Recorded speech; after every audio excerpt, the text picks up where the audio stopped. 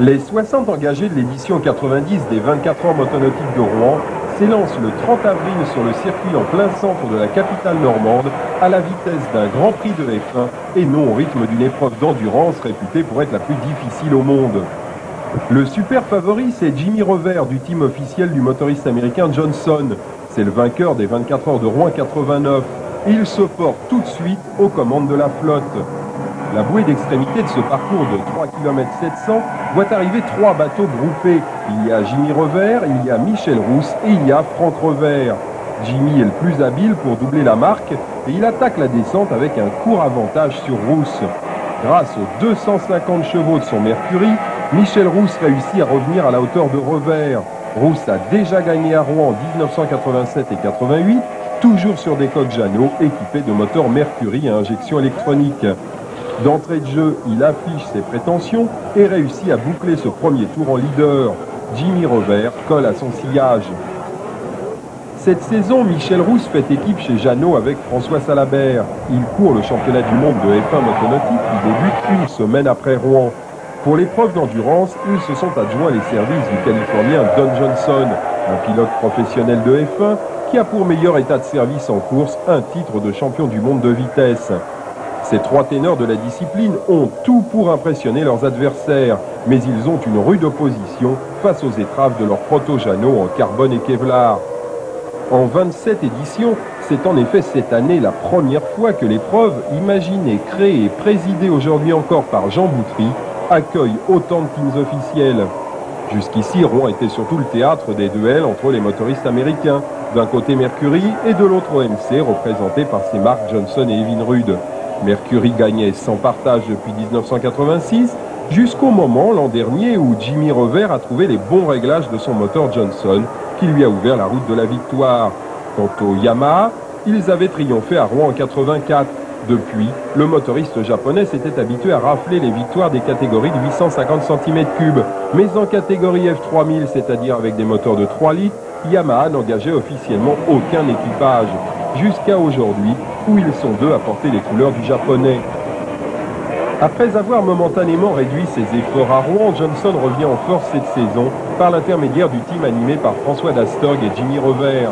Chez Mercury, pilotes officiels et teams privés se côtoient en représentant la majorité des F3000 engagés. Bref, tous les ingrédients sont réunis pour que le rythme de la compétition soit infernal. D'ailleurs, le début de course est complètement fou, jusqu'au moment où Alain Brousse, un des favoris, illustre les dangers d'une attaque trop brutale. Observez bien.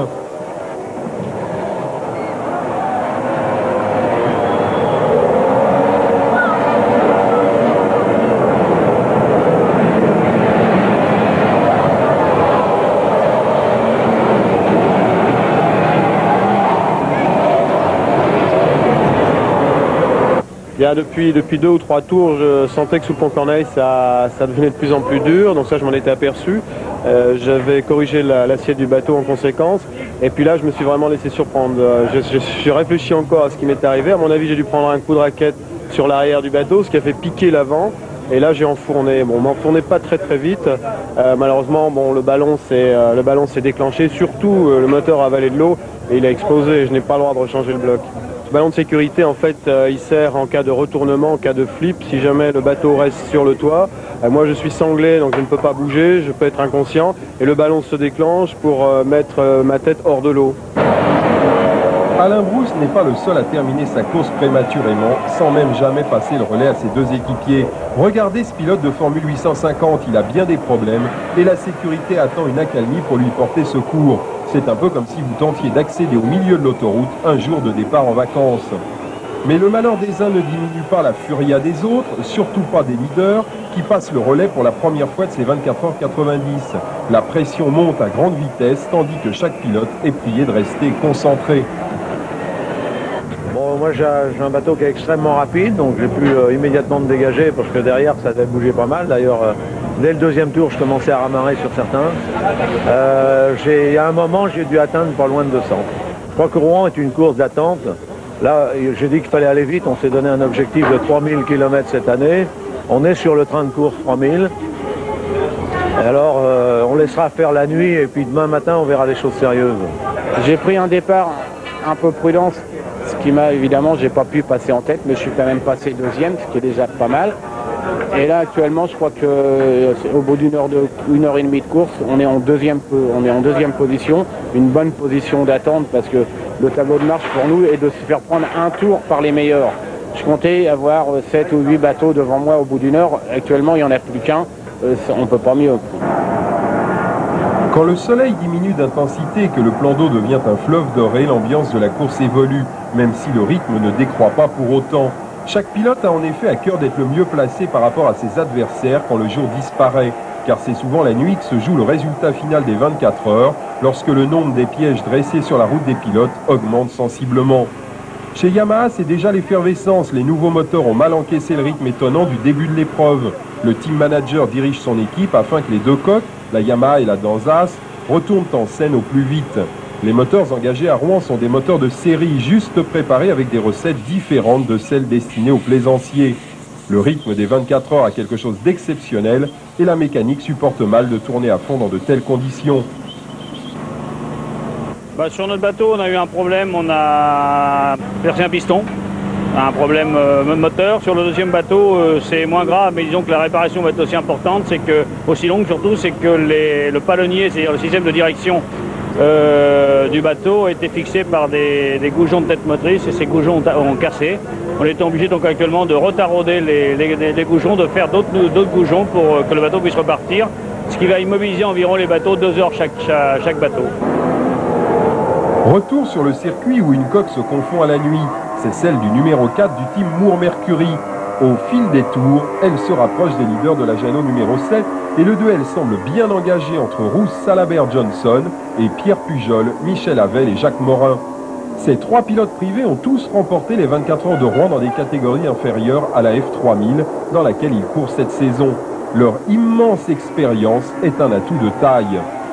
Durant la course, des katas disparaissent du circuit et d'autres reviennent, le temps d'un ravitaillement en carburant et d'un changement de pilote. C'est parfois plus long à cause d'une avarie.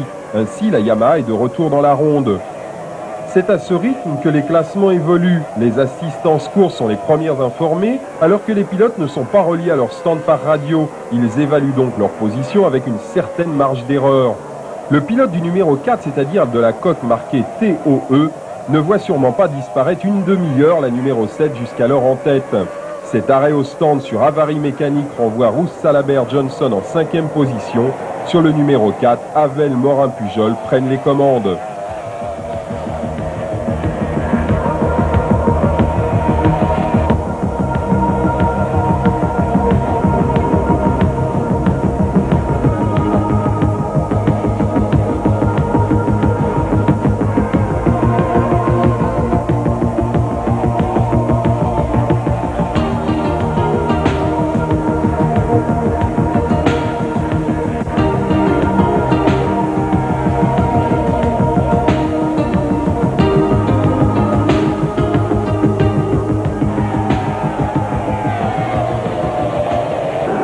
Rien ne va plus pour le favori. La coque numéro 1 de Revers Merken Delpoche rentre au stand en remorque sur panne mécanique.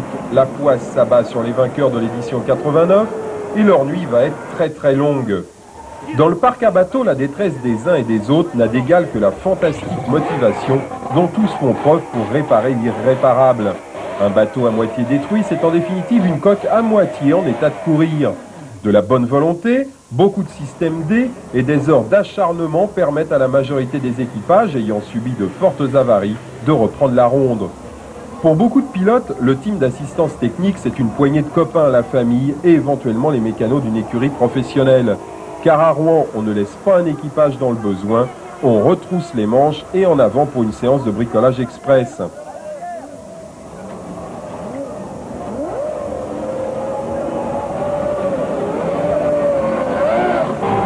Au ponton de ravitaillement, les écuries d'usine sont équipées de manière sophistiquée afin de remplir un réservoir de 150 litres en une quinzaine de secondes seulement. 150 litres qui seront consommés en 90 minutes. Dans les teams des purs amateurs, on joue encore du bidon et de l'entonnoir. Avant le départ des 24 heures, personne n'imagine à quelle panne il faudra faire face. Circuits électriques, menuiserie, électronique, polyester, beaucoup de corps de métier sont en cause et l'esprit pratique des assistances compense souvent les carences techniques. Le tout, c'est que le bateau flotte et que le moteur tourne. Pour le reste, on verra bien.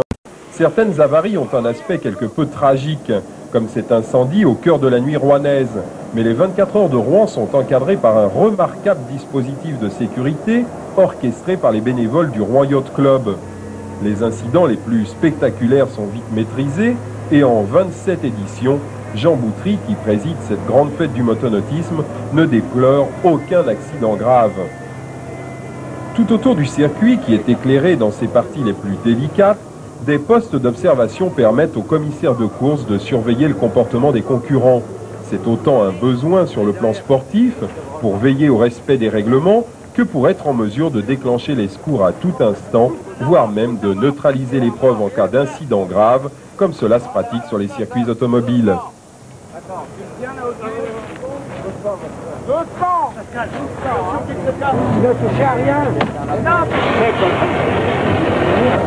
Ces mesures préventives sont vraiment efficaces, ce qui n'exclut pas les situations cocasses, où la fatigue joue parfois de mauvais tours aux pilotes, souvent épuisés par des nuits blanches de préparation et par un début de course trépidant.